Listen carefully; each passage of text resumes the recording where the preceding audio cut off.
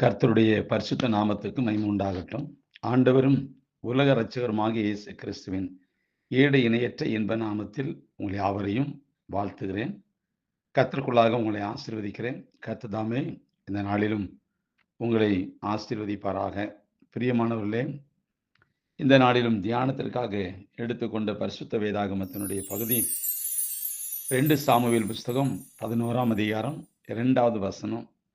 2 Samuel புஸ்தகம் 11ஆம் அதிகாரம் 2வது வசனம். ஒரு நாள் சாயங்காலத்தில் தாவீது தன் படுக்கையிலிருந்து எழுந்து அரண்மனை உப்பரிகையின் மேல் உலாத்திக் கொண்டிருந்த போது ஸ்நானம் பண்ணுகிற ஒரு ஸ்திரீயை உப்பரிகையின் மேலிருந்து கண்டான். அந்த ஸ்திரீ வெகு சௌந்தரியவதியாயிருந்தாள் என்று வாசிக்கிறோம். இந்த நாட்களில் பூமி அதிகமாக வெப்பமடைந்து வருவதை விஞ்ஞானிகள் சுட்டிக்காட்டி விழிப்புணர்வு ஏற்படுத்துகின்றனர்.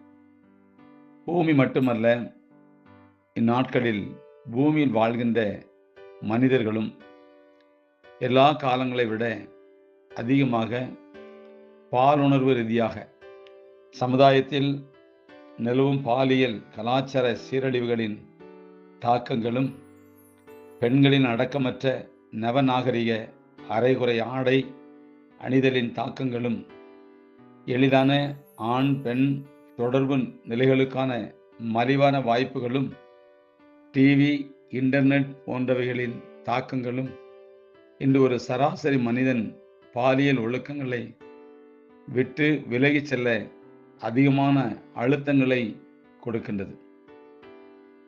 எனவே எல்லா காலங்களை விட தற்போதுள்ள காலத்தில் பாலியல் சோதனைகளினால் தாக்கப்பட்டு விழாதிருக்க மிக அதிகமான எச்சரிப்பு நடவடிக்கைகளும் விழிப்புணர்வுகளும் அவசியம் என்பதை நாம் அறிந்து கொள்ள வேண்டும்.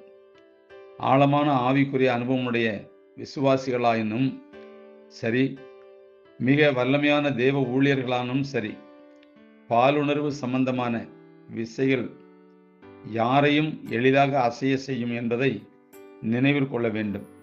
சுய வலிமையையோ பக்தி வைராக்கியத்தையோ நானா அப்படி போவேன் என்ற எண்ணத்தையோ மட்டும் சார்ந்து பாலியல் சோதனைகளை வெல்வது கடினம். ராக்காலத்தில் தன்னை சோதித்தாலும் தன்னிடம் குற்றம் இராது என்ற நம்பிக்கையை கொண்டிருந்த தாவீது பகற்காலத்திலேயே பாலியல் சோதனை காற்றினால் சாய்ந்து வீழ்ந்ததை வேதம் கூறுகின்றது. சங்கீதம் 17:3, 2 சாமுவேல் 11:4, எதிர்பாலினத்தவரோடு ஏற்படும் தொடர்ந்த தனிமை சந்திப்புகள், மனம் விட்டு பேசும் பழக்கங்கள், இடைவெளிகளை குறைக்கும் ஆர்வமின்மை, எதிர்பாலின இழுவையால் இழுக்கப்பட்டும் இயற்கை தனக்குண்டு என்ற எச்சரிக்கையின் இல்லாமையும் நல்லவர்களை கூட நிலை தவறி விழ செய்யக்கூடும் என்பது தற்போதுள்ள காலத்தில் நடக்கிற சம்பவம். இன்னைக்கு இதில் விழிப்புணர்வு அவசியம். இதில் இன்னைக்கு அதிகமாக ஈர்க்கப்படுகிறது ஒன்று, வெளியரங்கமா அப்படின்னு சொல்லப்போனால் ஆடை, அரைகுறை ஆடை. இதனால் ஒரு பக்கம் ஆணாக இருந்தாலும் சரி பெண்ணாக இருந்தாலும் சரி ஈர்க்கப்பட்டு கவர்ச்சியினால் விழுந்து போகிற ஒரு சூழ்நிலை அமைகிறது. ரெண்டாவது பார்த்தீங்கன்னா மொபைல். இன்னைக்கு நெட்டுன்னா வலை. இன்னைக்கு இந்த வலையில் சிக்கி தவிக்கிறது நிறைய பேர். இது பிறந்த குழந்தையிலேருந்து ஆரம்பிக்குது. இன்னைக்கு ஹாஸ்பிட்டலில் நீங்கள் பார்த்தீங்கன்னா எல்லா ரூம்லேயும் டிவி இருக்குது, மொபைலும் கையில் இருக்குது. பிறக்கிற குழந்தைக்கு அந்த மொபைலை ஏதாவது ஒன்று வச்சு கொடுக்குமோ அது அதை பார்க்குது. வளர்ச்சி அந்த அளவுக்கு ஆயிடுச்சுது. அப்போ அந்த பிள்ளை வளர மொபைல் மேலே ஒரு நோட்டம், ஒரு ஆர்வம் அதிகமாகும் போது பள்ளிக்கு போகுது. பள்ளி பருவ காலத்திலேயே பெற்றோர்கள் மொபைலை வாங்கி கொடுத்துட்றாங்க. இந்த மொபைலுக்குள்ளே எது நன்மை எது தீமை அப்படிங்கிறது நிச்சயமாகவே அதில் அனுபவப்பட்டவர்களுக்கு தெரியும்.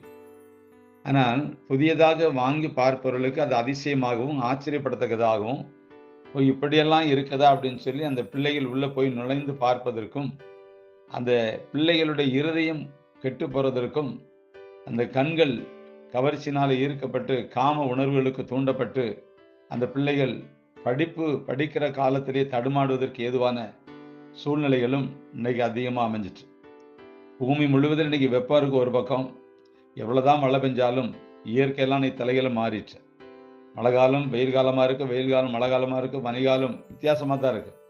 அப்ப பூமிக்குரிய கால தட்பவெட்ப சூழ்நிலையில பார்க்கும்போது இன்னைக்கு அதிக டிகிரிஸ்ல தான் போய்கிட்டு இருக்குது. அதே போலதான் மனிதனுடைய வாழ்க்கையிலும் இருக்குது என்பதை இன்னைக்கு சுட்டி காமிக்க வேண்டிய ஒரு அவசியமா இருக்குது.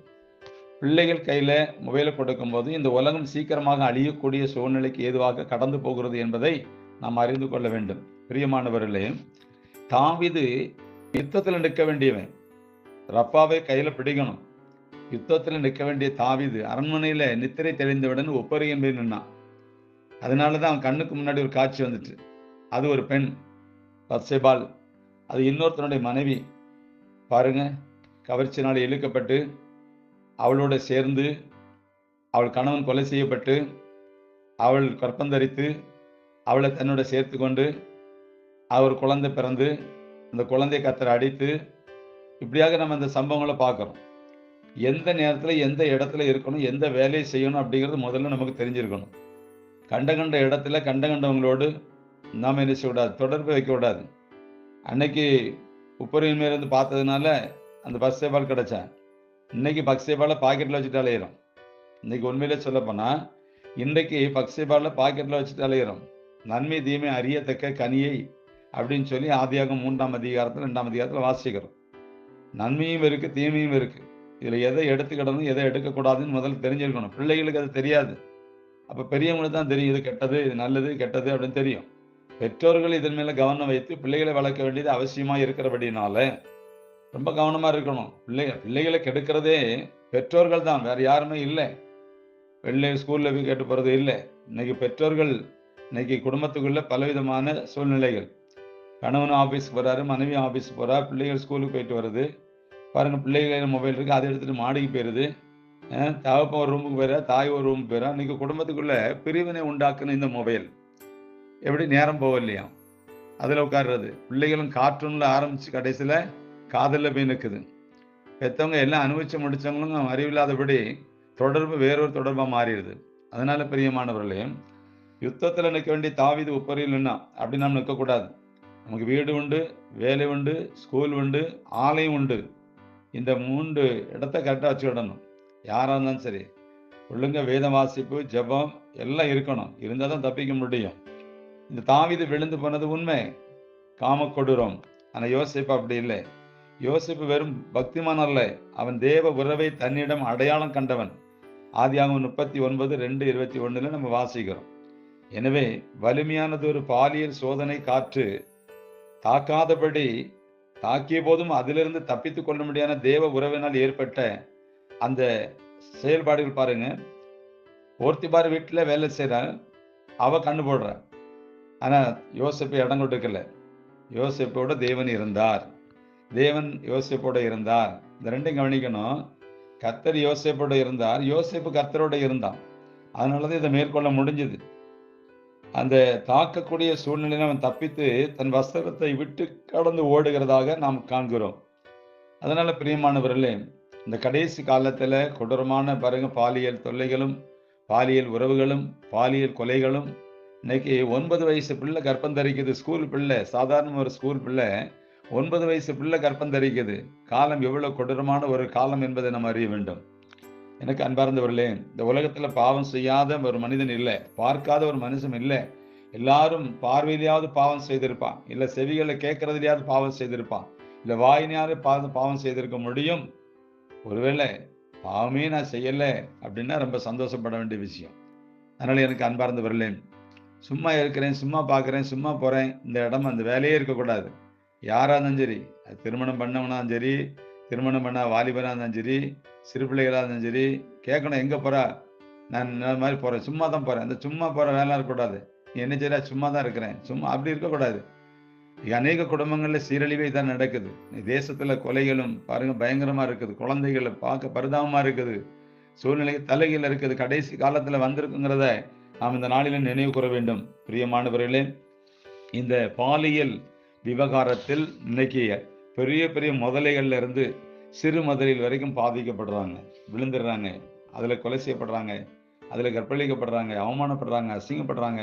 பல சம்பவங்கள் உண்டு. பிரியமானவர்களே, நம்ம எல்லாரும் பாவம் செய்து தேவ மகிமையை இழந்தவர்கள். அடியானை இணைத்து தான் நான் உங்களோட சொல்லுகிறேன். ஒரு காலத்தில் அப்படி ஒரு வாலிப வயசினுடைய கோளாறுகள் இருக்கும், இல்லாம இருக்காது. அதனால இந்த கடைசி காலத்துல கர்த்தருடைய வருகைக்கு நாம் வந்திருக்கிறோம் என்பதுக்கு அடையாளமாக இதெல்லாம் நடந்து கொண்டு இருக்குது. ஒரு சோதம் குமாரை போல ஓரின சேர்க்கை இடத்துக்கு வந்தாச்சு. எங்க பார்த்தாலும் சரி, பெண்ணோட பெண் ஆணோட அவலட்சணமான இடத்துக்கு வந்திருக்கோம். அப்ப பூமி அழியக்கூடிய, அக்கினினால் அழியக்கூடிய காலத்துக்கு வந்துட்டோம். சோதம் குமார் தான் அதுக்கு அடையாளம்.